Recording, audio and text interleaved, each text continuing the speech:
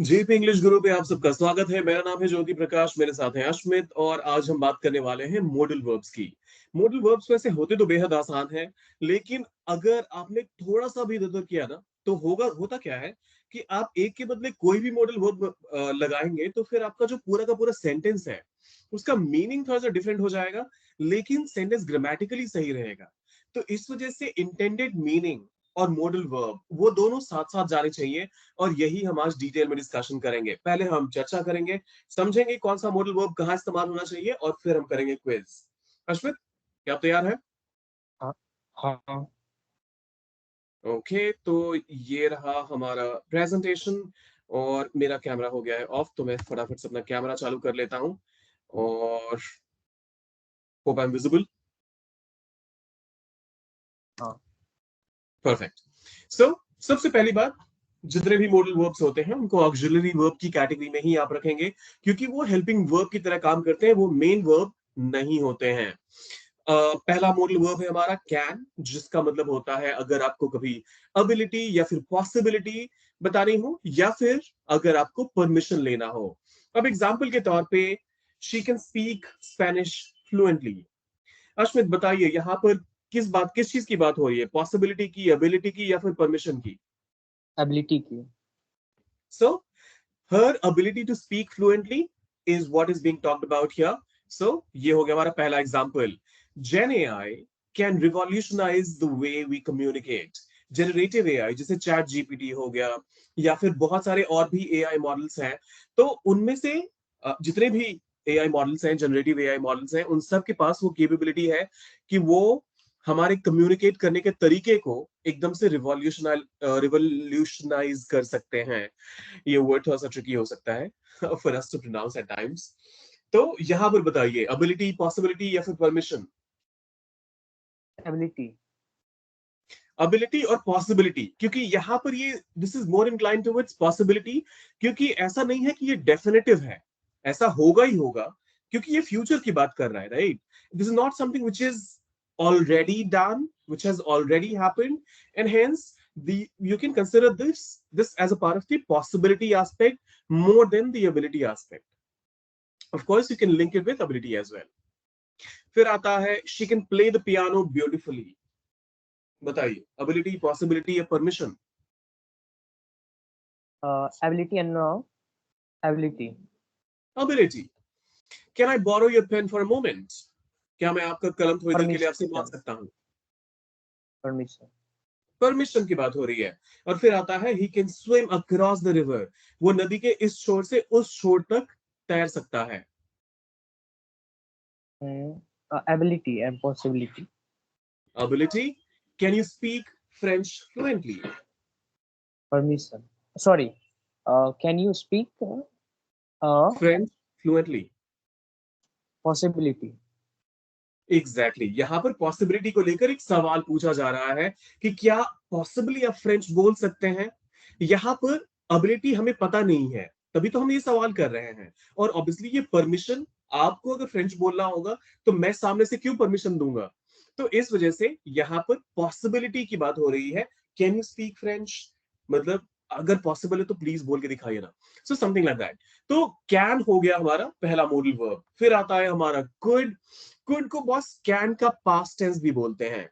इसका इस्तेमाल कैन की तरह ही केपेबिलिटी, एबिलिटी या फिर जब कभी भी आपको पोलाइट या टेंटेटिव एक्सप्रेशन देने होते हैं उस केस में आप कुड का इस्तेमाल करते हैं। ध्यान रखिएगा, कैन को अगर आप पास्ट में इस्तेमाल करेंगे तो वो कुड हो जाएगा। सो एग्जाम्पल के तौर पे, could you please pass me the salt.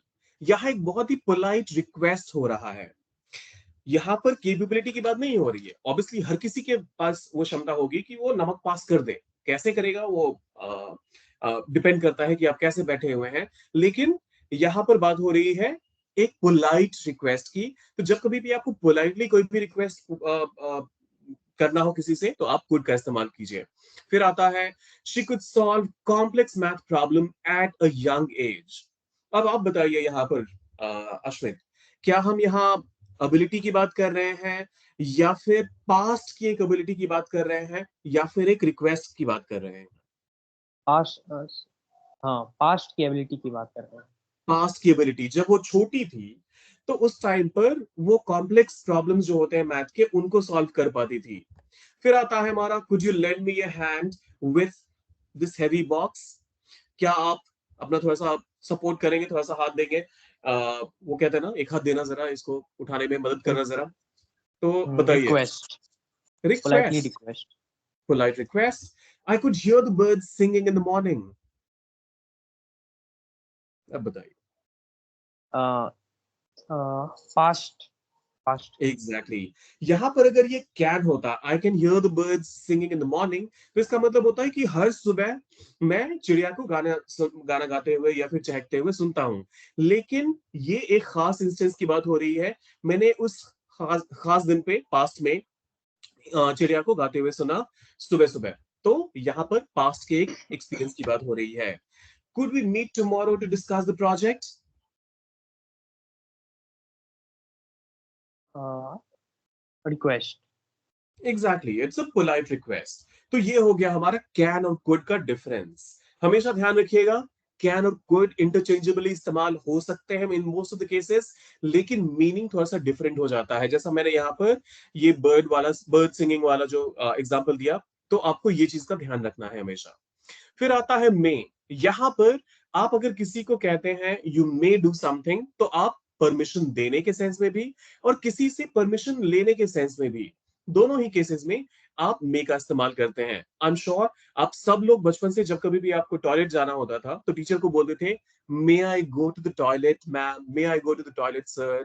तो वहां से आपने मे का इस्तेमाल करना शुरू करा है। अभी भी आप जब बड़े हो चुके हैं लेकिन फिर भी किसी के रूम में एंटर करते हैं तो you just knock the door and से मे आई कम इन, राइट। तो आप रिक्वेस्ट एक बहुत ही पोलाइट तरीके से आप एक परमिशन मांगते हैं। तो ये कुड और मे में डिफरेंस ये है कि आपका जो रिस्पॉन्स होगा, आपका जो आगे का एक्शन होगा, वो मे में पूरी तरह से सामने वाले के रिस्पॉन्स पे डिपेंडेंट होगा। और कुड में this is more to do with the fact कि मुझे अंदर आने दो प्लीज। मे में क्या मैं अंदर आ सकता हूं, एक बहुत ही स्ट्रेट फॉरवर्ड रिक्वेस्ट होता है परमिशन के लिए। फिर आता है पॉसिबिलिटी, इट मे रेन, या फिर uncertainty, he may not come. तो इन तीनों ही केसेस में आप मे का इस्तेमाल करते हैं। आइए देखते हैं examples. You may leave the room now. क्या हो रहा है, यहाँ परमिशन देने की बात हो रही है, एक पॉसिबिलिटी की बात हो रही है, या फिर अनसर्टेनिटी की बात हो रही है इसमें। Permission की. So, permission, ex. Hmm. Exactly. You may Expedition. Leave the room now, आपको परमिशन है जाने की, आप रूम से बाहर जा सकते हैं। फिर आता है you may leave the office early today, आज आप ऑफिस से घर जल्दी जा सकते हैं। बताइए परमिशन है, पॉसिबिलिटी है, या अनसर्टेनिटी है। Permission. Permission, exactly. May I use your computer for a moment. क्या मैं आपका कंप्यूटर थोड़ी समय के लिए इस्तेमाल कर सकता हूं। Hmm. हाँ, permission है ये. एग्जैक्टली, परमिशन मांगा जा रहा है यहाँ पर। इट मे रेन लेटर, शायद बारिश हो सकती है, सो ब्रिंग एन अम्ब्रेला, Hmm. तो छाता साथ लेकर आना। Uncertain. Sorry, pronunciation में अनसर्टिनिटी, थोड़ा दिक्कत. Yes. अनसर्टिनिटी है यहाँ पर या फिर पॉसिबिलिटी है। दोनों ही केसेस में Possibility. मतलब एक ही बनता दोनों है ही. कि एग्जैक्टली कि बारिश हो सकती है। तो वो सर्टेन तो ऑब्वियसली 100% सर्टेन आप बारिश के बारे में कभी नहीं हो सकते। कितने भी बादल लग जाए, आप 100% कभी नहीं कह सकते कि बॉस बारिश होगी ही होगी। कई बार ऐसा होता है बिल्कुल काले बादल लग गए और बारिश बिल्कुल नहीं हुई, और कई बार बादल का नामो निशान नहीं था और बारिश होनी शुरू हो गई। तो एक अनसर्टेनिटी तो है ही, और पॉसिबिलिटी उसके साथ ऑब्वियसली बाय डिफॉल्ट आ जाती है। So it covers both. फिर आता है स्टूडेंट्स में choose there preferred elective courses.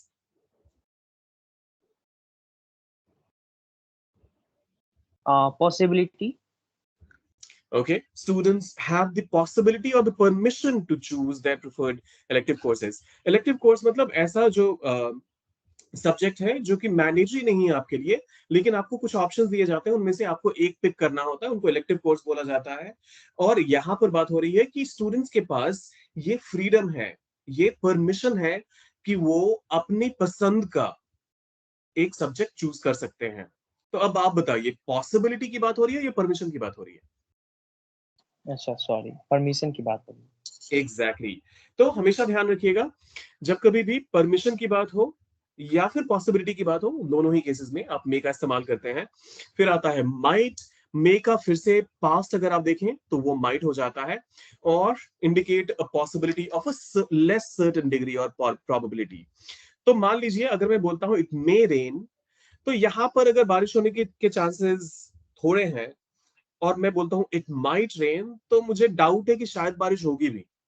मतलब यहां पर अगर आपको डिग्री वाइज बताना चाहते हैं तो कैन का मतलब हुआ इट कैन रेन, मतलब बॉस 50-50 चांसेस। मैं ऐसा कोई मैथमेटिकल फॉर्मूला इंग्लिश के साथ जाता नहीं है, लेकिन सिर्फ आपकी अंडरस्टैंडिंग के लिए मैं बता रहा हूं कि मान लीजिए अगर कैन यहां पर 50-50 की बात कर रहा है तो मे शायद वो 25 पर ले आता है और माइट उसको प्रोबेबली 5% पे ले आता है। इस लेवल का डिफरेंस जब हो, जहां आपको लगे शायद ही बारिश होगी, तो उस केस में आप माइट का इस्तेमाल करेंगे। समझ आ रहा है क्या कहना चाह रहा हूं? हाँ, बिल्कुल। Perfect. It might rain later, मतलब शायद बारिश हो सकती है बाद में। It might snow this Might weekend, snow this weekend. ये जो सप्ताहांत आने वाला है, ये जो हफ्ते का अंत होगा, तो उस टाइम पे ये बर्फबारी हो सकती है। She might come to the party if she finishes work early. अगर वो काम समय से पहले खत्म कर लेती है तो वो पार्टी में शायद आ सकती है। अगर आप इन सारे ही केसेस में देखें, इन सारे ही एग्जांपल्स में देखें, तो आपको एक चीज कॉमन देखने को मिलेगी कि बॉस 100% सर्टेनिटी वाली बात कहीं पे भी नहीं है। अगर काम वो खत्म कर भी लेती है तो भी ऐसी गारंटी नहीं है कि वो आएगी ही आएगी पार्टी में। अगर आपको ये कहना हो तो फिर आप शी माइट का इस्तेमाल करेंगे। फिर आता है the team might win the He might championship this win. Year. मतलब बॉस चांसेस तो उतने नहीं है, यहाँ इंडियन क्रिकेट टीम की बात नहीं हो रही है। तो अगर आप इसको उससे रिलेट करके प्लीज मत देखिए, I know it will disappoint you. यहाँ बात हो रही है चैंपियन, किसी भी चैंपियनशिप की। तो the team might win, boss chances उतने ब्राइट नहीं है लेकिन शायद जीत भी जाए, मतलब तुक्का लग गया तो types. I might go for walk in the evening, शायद वॉक के लिए आज शाम में जाऊंगा, सर्टेन नहीं है, शायद चला जाऊंगा। फिर आता है शैल, typically used to indicate a suggestion, an offer, or a future action, something that you would do in the future. For example, shall we go for a walk? अब यहां पर क्योंकि ये एक इंटरोगेटिव सेंटेंस है, तो यहां पर एक सजेशन के तौर पे इसको लिया जा सकता है या फिर एक फ्यूचर एक्शन के तौर पे लिया जा सकता है, जहां आप कह रहे हो कि वॉक करने चले क्या, या फिर वॉक करने जा सकते हैं, कुछ ऐसा सा इसका सेंस निकल कर आता है। We shall overcome any challenge that come our way. We shall overcome, ये हम सब ने सुना हुआ ये गाना। अभी यहाँ पर वी शैल ओवरकम एक फ्यूचर एक्शन की बात हो रही है कि हमारे पास कोई भी चैलेंज आए, कोई भी समस्या आए, उसको हम क्रॉस कर सकते हैं, उसको हम बिल्कुल ओवरकम कर सकते हैं। ओवरकम की हिंदी क्या होगी अश्वित? ओवरकम की हिंदी क्या होगी? हाँ, जैसे चुनौती पार कर सकते हैं। हाँ, उस चुनौती को हम पार कर सकते हैं। तो चुनौती पार करने वाले सेंस में यहाँ पर इस्तेमाल हो रहा है इसका, और जो भी हमारे रास्ते में आएगा। तो फिर से ये फ्यूचर एक्शन की बात हो रही है। I shall book tickets for the concert. अब आप बताइए, क्या ये सजेशन की बात हो रही है, कोई ऑफर हो रहा है, या एक फ्यूचर एक्शन की बात हो रही है? ये फ्यूचर एक्शन और ऑफर है। Exactly exactly. तो फ्यूचर एक्शन देखिए, शैल का मतलब ही होता है, शैल और विल दोनों का मतलब ये होता है कि आप फ्यूचर एक्शन की बात करेंगे, क्योंकि ये फ्यूचर टेंस के मॉडल्स हैं, हम सॉरी मॉडल्स हैं। तो लेकिन इसके साथ साथ आपको ये चीज का ध्यान रखना होगा कि एक और अंडरलाइन मैसेज भी हो सकता है। जैसे यहाँ I shall book tickets for the concert, तो ये एक ऑफर है कि बॉस तुम मत करो, मैं कर लूंगा, ये मेरी तरफ से ऑफर है। तो उस केस में आप आई शैल बुक टिकट्स कह सकते हैं। Shall we start the meeting now, यहां एक सजेशन इंडिकेट किया जा रहा है एक फ्यूचर एक्शन के लिए कि बस अब क्या हम मीटिंग को स्टार्ट कर सकते हैं। और यहां फिर से ये ध्यान रखिएगा, कैपेबिलिटी की बात नहीं हो रही है, it's more to do with the fact कि मैं सजेस्ट कर रहा हूं कि अब हमें मीटिंग स्टार्ट कर देनी चाहिए। अंडरलाइन मैसेजिंग यहां पर ये है। I shell return your book tomorrow. बताइए, suggestion, offer, future action? Certainly book tomorrow, future action. Exactly exactly. मैं तुम्हारी किताब तुम्हें कल लौटा दूंगा। तो इस केस में आप ऑब्वियसली एक फ्यूचर एक्शन की बात कर रहे हैं। हमेशा ध्यान रखिएगा, अगर टुमारो जैसे वर्ड्स का इस्तेमाल हो गया, जैसे एडवर्ब्स का इस्तेमाल हो गया, तो फिर आपका सेंटेंस फ्यूचर का है पूरी तरह से, और एक फ्यूचर एक्शन को ही ये डिनोट करेगा। फिर आता है शुड। यहां पर रिकमेंडेशन या एक्सपेक्टेशन की बात होती है, जो आपको करना चाहिए। शुड के बारे में अगर जरा भी कंफ्यूजन हो, तो एक बार जरा सोचिए, क्या आपके सेंटेंस में एडवाइस, सजेस्ट, रेकमेंड या expect you to do something, इस तरह के फ्रेजेस का इस्तेमाल हुआ है या वर्ड्स का इस्तेमाल हुआ है, तो आपको शुड का इस्तेमाल करना चाहिए। हिंदी में अगर बोलें तो इसका इस्तेमाल आप तब करिए जब आप किसी को ये कहना चाहते हैं कि बॉस तुम्हें ये चीज करनी चाहिए, तुम्हें ये खाना चाहिए, तुम्हें ये पीना चाहिए, तो ऐसे केसेस में आप शुड का इस्तेमाल कीजिए। अब जैसे ये देखिए, you should finish your homework before going out. यहां पर एक बहुत ही बढ़िया सा रिकमेंडेशन आ रहा है कि बॉस तुम जा तो सकते हो बाहर, लेकिन तुम्हें जाना तभी चाहिए जब तुम अपना होमवर्क फिनिश कर लो। तो यहां पर शुड का मतलब ही एडवाइस या रिकमेंडेशन होता है, ये हमेशा ध्यान रखिएगा। फिर आता है you should eat more fruits and vegetables, मतलब आपको ज्यादा फल और सब्जियां खानी चाहिए। You should apologise, sorry she should apologise for her mistakes, और हर मिस्टेक, उसको अपनी गलती के लिए माफी मांगनी चाहिए। Students should complete their assignments, जो विद्यार्थी हैं, जो स्टूडेंट्स हैं, उनको अपने असाइनमेंट्स, जो भी उनको टास्क दिए गए हैं, जो भी उनको असाइनमेंट्स दिए गए हैं, वो कंप्लीट कर लेना चाहिए, वो खत्म कर लेना चाहिए। और ये आखिरी वाला है, इट्स कोल्ड आउटसाइड, बाहर ठंड है, you should wear a jacket, आपको जैकेट पहन लेनी चाहिए। होता है ना, मम्मी पापा बोलते हैं अक्सर कि बॉस बाहर ठंड है, मत जाओ ऐसे ही, जैकेट वैकेट डाल लो, तो शुड का इस्तेमाल वहां करते हैं हम। फिर आता है विल। ये है एक फ्यूचर एक्शन के लिए, किसी प्रॉमिस के लिए या प्रिडिक्शन के लिए। तीनों ही केसेस में आप विल का इस्तेमाल करते हैं। इसका प्राइम एग्जांपल है, जब कोई प्रपोज करता है किसी को, तो सिंपली कहता है ना, विल यू मैरी मी, तो एक प्रॉमिस लेने की बात हो रही है वहां पे। तो ऐसे केसेस में आप विल का इस्तेमाल करते हैं। ऑब्वियसली ये फ्यूचर का मॉडल है, तो आप जब कभी भी विल का इस्तेमाल करेंगे, तो आपको ये ध्यान रखना है कि आपका पूरा सेंटेंस फ्यूचर में ही रहना चाहिए। I will call you later, मैं एक प्रॉमिस कर रहा हूं एक फ्यूचर एक्शन को लेकर, ये प्रिडिक्शन नहीं है। She will graduate from university next year. बताइए, प्रॉमिस है, फ्यूचर एक्शन है, प्रिडिक्शन है? फ्यूचर एक्शन है और प्रिडिक्शन। Exactly exactly. क्योंकि आप 100% श्योर नहीं हो सकते किसी के भी ग्रेजुएशन को लेकर कि बॉस वो पास होगा ही होगा या पास होगी ही होगी, ऐसा आप 100% श्योर होकर कभी नहीं कह सकते। तो ऐसे केसेस में आप उसके लिए क्या इस्तेमाल करते हैं? She will graduate from university next year. We will meet for coffee this weekend, sounds like a promise. Yes. हम एक कॉफी पर मिलेंगे, या फिर एक कॉफी पीने के लिए मिलेंगे इस वीकेंड पे। तो ये था इसका intended meaning. If you study hard, अगर तुम दिल लगा के पढ़ाई करोगे या फिर ज्यादा मेहनत करके पढ़ाई करोगे, you will succeed in the exam, तुम्हें परीक्षा में सफलता मिलेगी। तो अगेन, ये एक तरह से फ्यूचर एक्शन की बात हो रही है।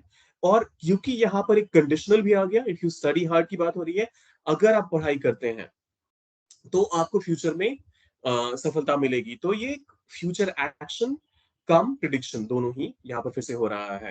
He will visit his grand parents during the holidays, यहाँ पर प्रॉमिस की बात हो रही है या फिर फ्यूचर एक्शन की बात हो रही है कि जब छुट्टियां होंगी तो फिर वो अपने ग्रैंड पेरेंट्स को मिलेगा, दादा दादी नाना नानी को मिलेगा।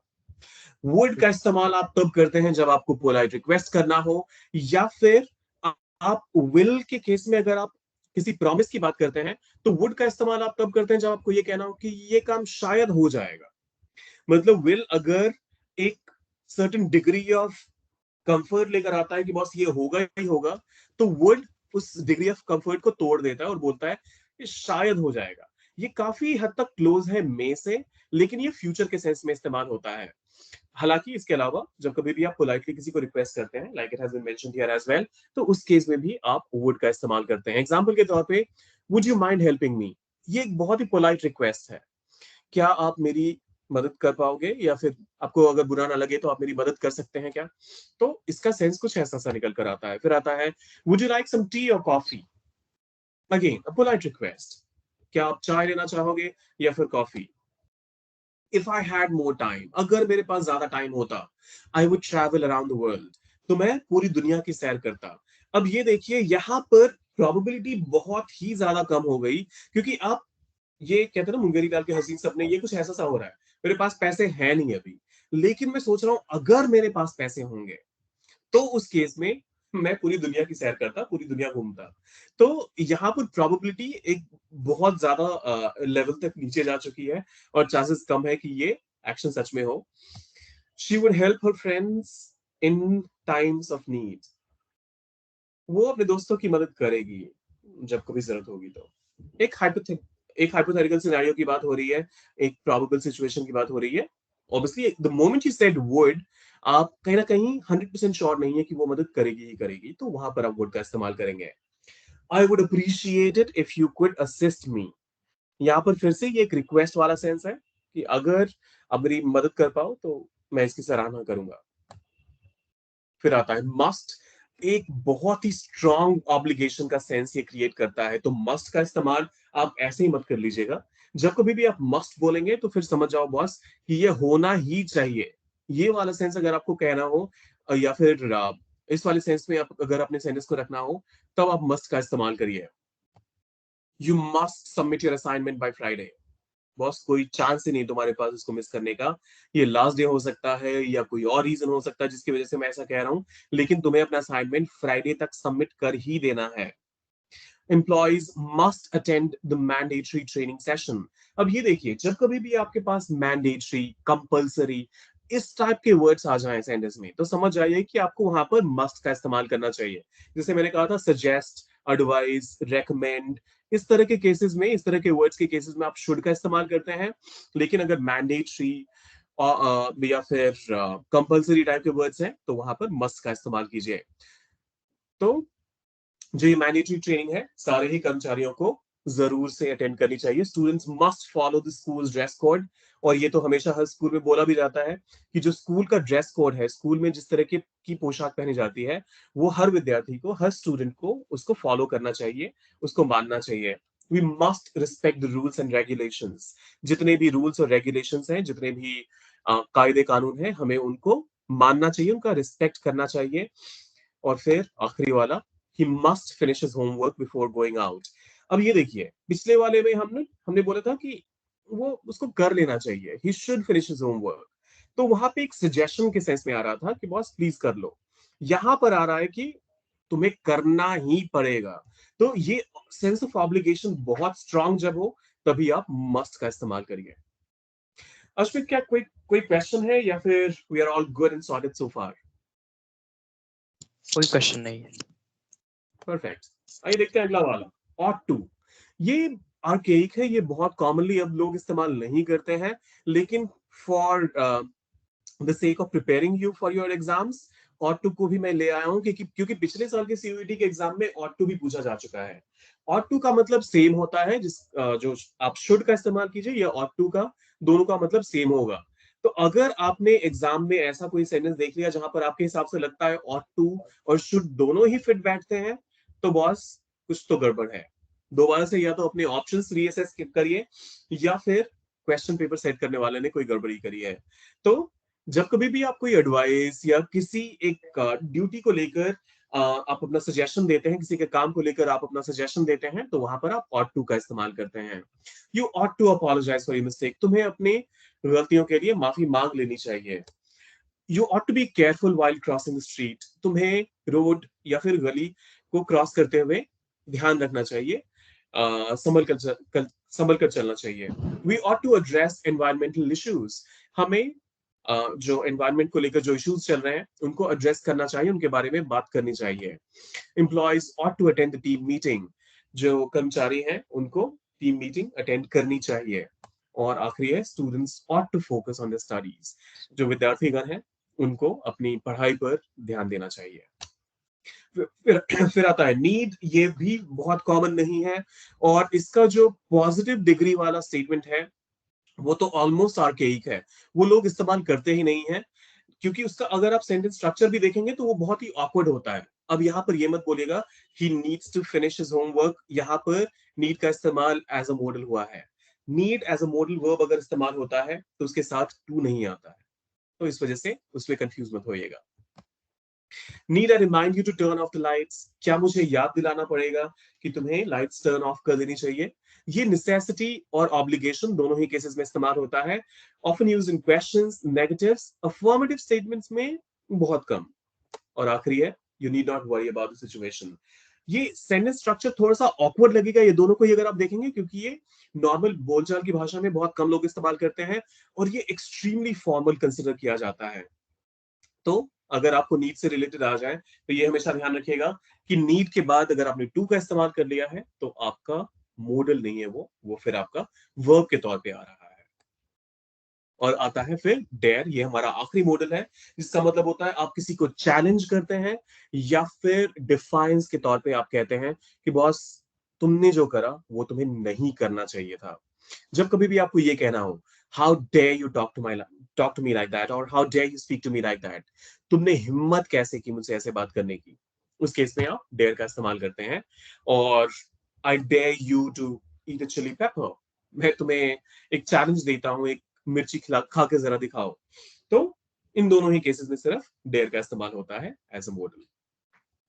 आशु ये बताइए कितना क्लोज है आपकी अंडरस्टैंडिंग से जितना भी हमने डिस्कस करा, कि आपको लगता है ये पूरा डिस्कशन थोड़ा बहुत भी वैल्यू ऐड कर पाएगा आपके ओवरऑल प्रिपरेशन में? मुझे थोड़ा बहुत नहीं लगता, मुझे 100% लगता है। ओके, देखते हैं कितना आपके लिए इंपैक्टफुल रहा ये सेशन। आइए क्विज की बारी है। Prices dash come down soon considering the current inflation trends। जितने इन्फ्लेशन मतलब महंगाई के जो ट्रेंड्स हैं, जो पैटर्न्स हैं, उनको देखते हुए लग रहा है कि जो कीमतें हैं वो कम, जल्दी ही कम हो सकती हैं। कि सेंस में आप यहाँ कैन लगाएंगे तो ये हमेशा ध्यान रखिएगा बॉस कि इस केस में आप चारों में से कोई भी मॉडल वर्ब का इस्तेमाल कर लीजिए, आपका सेंटेंस ग्रामेटिकली सही रहेगा, सेंस अलग अलग बन जाएंगे लेकिन। तो बताइए यहां पर आप कौन से मॉडल वर्ब का इस्तेमाल करेंगे? कैन का। प्राइसेस कैन कम डाउन सून। यहां ये बताइए मुझे, प्राइसेस की कैपेबिलिटी की बात कर रहे हैं आप या फिर एक पॉसिबिलिटी की बात कर रहे हैं कि ये हो सकता है? पॉसिबिलिटी की बात कर रहे हैं। तो पॉसिबिलिटी के सेंस में आप मुझे बताइए कि ऑट टू और नीड तो समझ में आता है, आपने उसको साइड लाइन कर दिया, लेकिन मे का इस्तेमाल क्यों नहीं करेंगे आप?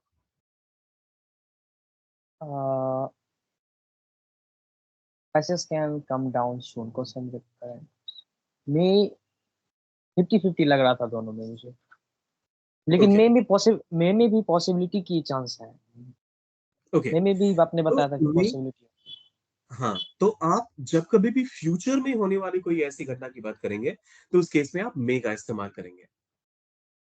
कैन, जो करंट इवेंट्स चल रहे हैं, he can go to the market, यहां पर, या फिर he may go to the market, दोनों का सेंस क्या होता है? वो भविष्य में शायद जाएगा, या फिर अगर आप कह रहे हैं वो शायद जाने वाला है, तो वो एक थोड़ा सा बेसिक नुआंस का डिफरेंस हो जाता है। ऐसा नहीं है कि like I said before as well, can कहने से आपका सेंटेंस ग्रामेटिकली इनकरेक्ट होगा, लेकिन जब कभी भी कुछ ऐसा है हो कि उसके चांसेस 100% नहीं हो, तो उस केस में मे और फ्यूचर को लेकर ज्यादा अगर आप बात कर रहे हैं तो मे का इस्तेमाल आपको करना ज्यादा अप्रोप्रिएट रहेगा। मे का इस्तेमाल कीजिएगा इस केस में। ठीक है, ओके। अगला वाला देखते हैं। We dash to honour our parents, और इसमें कोई कंफ्यूजन होना ही नहीं चाहिए। आइए देखते हैं आपका आंसर क्या है। हमें वी अपने, should. We should honour our parents, yes. ये लग रहा है इसमें। हाँ। अब शुड के बाद टू क्यों आएगा? Sorry, wait a second. तो क्वेश्चन को ध्यान से पढ़िए। We ought to honour our और to parents. Moral exactly, duty. Moral duty. हाँ जी, मॉरल ड्यूटी की बात हो रही है तो आप यहाँ पर ऑट टू का इस्तेमाल करेंगे। अब वो फिर से वही वाली बात आ जाती है, यहाँ पर अगर टू नहीं लगा होता तो शुड का अगर मैं इस्तेमाल करता तो कोई मुझे गलत कह ही नहीं सकता था। तो एग्जामिनर्स ना काफी स्मार्ट होते हैं, वो कुछ ना कुछ ऐसा ट्वीक कर देंगे कि आपको देख के लगेगा अच्छा ये वाला, फटक से आपने टिक करा और आप आगे बढ़ गए, और उसी चक्कर में आप अपना नंबर गवा देते हैं। तो यहाँ पर अगर आपने ध्यान से पढ़ा होता तो आपने देख लिया होता कि अच्छा टू लग गया है, शुड के बाद तो टू का इस्तेमाल होता ही नहीं है, तो इस वजह से आप शुड को अवॉइड करते। इनफैक्ट शैल, विल, शुड किसी के साथ भी टू का इस्तेमाल नहीं होता। Ought is the only modal जिसके साथ टू का इस्तेमाल होता है, तो ध्यान रखना पड़ेगा, है ना। Wait second, need to. मैंने थोड़ी देर पहले भी बताया ना आपको, हाँ नीड आपने के साथ अगर टू के लग साथ गया तो टू फिर का, वो मॉडल नहीं है, वो वर्ब है। वो वर्ब है। This answer can't be right. It, अब देखिए यहां पर पहले ही हमने पॉसिबिलिटी से इनकार कर दिया है कि ये सही तो हो नहीं सकता। तो it can be wrong, it should be must be wrong, wrong, it ought to be wrong, it must be wrong. Must be wrong. Exactly, it must be wrong. आप एक बहुत ही स्ट्रॉन्ग सेंस के साथ कह रहे हो कि पॉसिबिलिटी है ही नहीं इसके सही होने के, तो फिर गलत होने के ही है। तो must is the right answer in this scenario. आइए देखते हैं अगला statement. The students dash complete their assignments by the end of the week to receive full credit.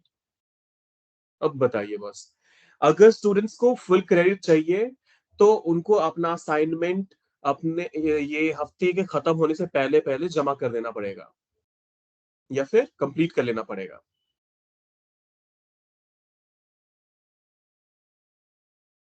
May, could, must, might. Must. Must, exactly. क्योंकि अगर आपने नहीं करा ये तो आपको क्रेडिट नहीं मिलेगा, और एज अ स्टूडेंट आपको बहुत सारी चीजें सिर्फ क्रेडिट के लिए भी करनी होती हैं। तो यहां पर मस्ट एक परफेक्ट सेंस बना रहा है, और इसी वजह से must would be the most appropriate answer here. फिर आता है the team leader suggested that team members dash attend the upcoming training session for skill enhancement. May attend the upcoming session, will, should, could, क्या लगता है?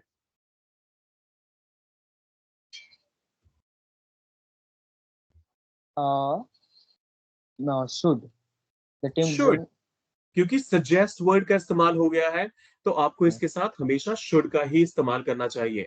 हमेशा ध्यान रखिएगा, suggest, recommend, advice, इनके साथ आप हमेशा या तो सेंस आ रहा हो उस चीज का, या फिर वो वर्ड वहां पर लिखा हुआ हो। फिर आता है हमारा in order to participate in the competition. मतलब पार्टिसिपेट करने के लिए, अगर आप इस प्रतियोगिता में हिस्सा लेना चाहते हैं तो उसकी एक शर्त है, और वो शर्त क्या है? Contestants dash dash register online before the deadline. तो शर्त है, और उस शर्त को अगर मैं पूरा नहीं करूंगा तो क्या मुझे एंट्री मिलेगी? नहीं। नहीं मिलेगी। मतलब ये एक मैंडेटरी शर्त जैसा लग रहा है। विल। तो contestants will register online before the deadline. अच्छा जी, स्टेटमेंट तो ग्रामेटिकली सही नहीं है, लेकिन जो एक स्ट्रॉन्ग सेंस ऑफ ऑब्लिगेशन आया था पहले क्लॉज की वजह से, in order to participate in the competition, अगर बॉस पार्टिसिपेट करना है कंपटीशन में तो फिर तो तुम्हें रजिस्टर करना पड़ेगा। सोचिए, विल या फिर कुछ और, या माइट या कुड या मस्ट। मस्ट। एग्जैक्टली, एक स्ट्रॉन्ग सेंस ऑफ यहां पर पुश आ रहा है कि आपको, आपने अगर ये नहीं करा तो डेडलाइन तो के पहले अगर नहीं करा तो आपको पार्टिसिपेट ही नहीं करने दिया जाएगा। तो must is the right answer. फिर आता है टू इंप्रूव मेंटल वेलबींग। आप अपना मेंटल हेल्थ को इंप्रूव करने के लिए, या फिर ओवरऑल मानसिक स्वास्थ्य का ध्यान रखने के लिए, individuals dash practice mindfulness and meditation regularly. तो लोगों को जो योगा या फिर ध्यान करना, या फिर माइंडफुलनेस के जो प्रैक्टिसेस होते हैं, वो वो शायद कर सकते हैं, माइट उनको करना चाहिए, शुड वो कर सकते हैं, कैपेबिलिटी या एबिलिटी, या फिर ये लोग करेंगे। क्या लगता है यहाँ पर कौन सा सबसे अप्रोप्रिएट है? शुड। Exactly exactly. यहाँ पर एक सेंस ये आ रहा है कि बॉस अगर तुम्हें इंप्रूव करना है तो तुम्हें ये करना चाहिए। तो यहाँ पर एक शुड वाला सेंस आ रहा है, इस वजह से अब यहाँ पर शुड का इस्तेमाल करेंगे। फिर आता है फॉर अ सक्सेसफुल इंटरव्यू। अगर आपको सक्सेसफुल इंटरव्यू देना है, आपका इंटरव्यू आप चाहते हैं कि सक्सेसफुल हो, candidates dash prepare thoroughly and research the company.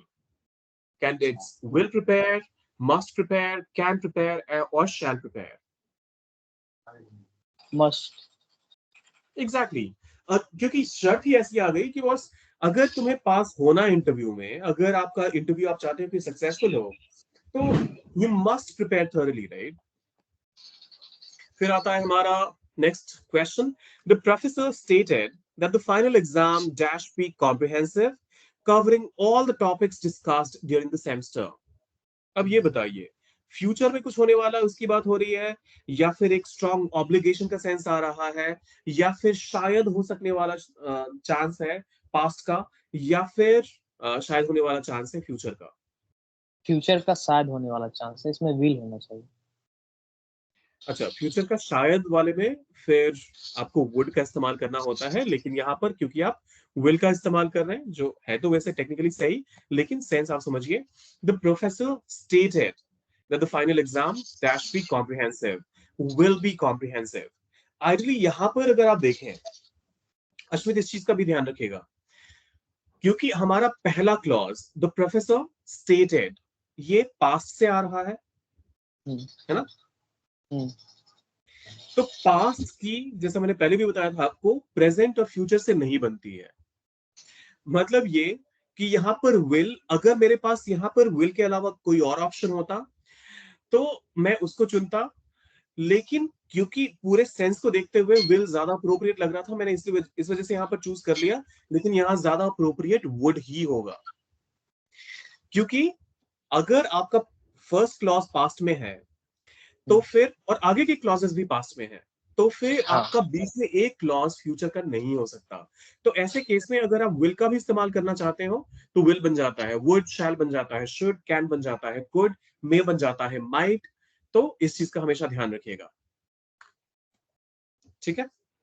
यहां पर हमारे पास क्योंकि ऑप्शन था ही नहीं, तो फिर मैंने इसलिए ऑप्शन विल सी प्रिपेयर। को मार्क करा है। For environmental conservation, we dash reduce our carbon footprint. अब यहाँ पर पूरे एनवायरनमेंट को कंजर्व करने की बात हो रही है, पूरी दुनिया को बचाने की बात हो रही है।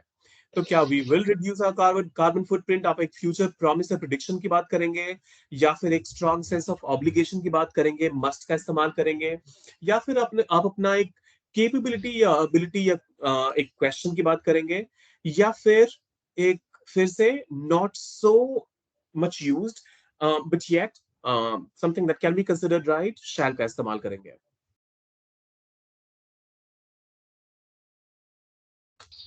हेलो। हाँ जी, कौन सा ऑप्शन सही होगा आपके हिसाब से?